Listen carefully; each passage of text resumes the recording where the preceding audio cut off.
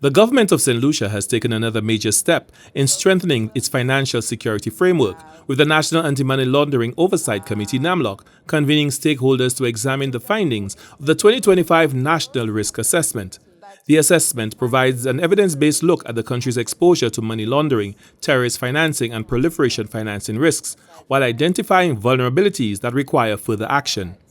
By us identifying our challenges, it allows us now to be able to make decisive decisions, set effective action plans, which will be guided on the basis of the evidence that we have collected.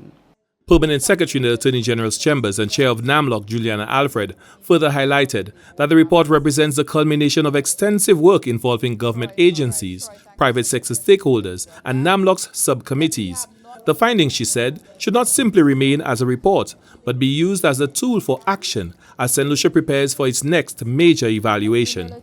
We want you to embrace this report as a tool for action, a tool that will allow us to prepare as we get ready for fifth round 2027-2028. It provides us an opportunity to work on the deficiencies that we have highlighted in the report and to build on the work as well that the country has undertaken over the last few years. The National Risk Assessment follows previous efforts by NAMLOC to strengthen St. Lucia's anti-money laundering and counter-financing framework.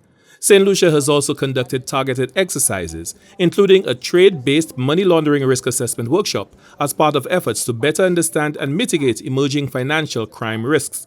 Attorney General Leslie Mondesir noted that the latest assessment must provide a credible and accurate picture of the country's risk environment. Our objective is not to secure the most favorable ratings, but to ensure that the conclusions are accurate, evidence-based, and truly reflective of our risk environment. Where the evidence supports a conclusion, it must be clearly articulated. Where gaps, inconsistencies, or uncertainties exist, they must be identified and addressed. He added that the assessment is therefore expected to guide policy decisions, help agencies prioritize resources, and strengthen national measures to protect the integrity of the financial system. The credibility of the final report will depend on the quality of the contributions made by the agencies and sectors represented here today. This exercise is particularly significant as we prepare for St. Lucia's fifth round mutual evaluation.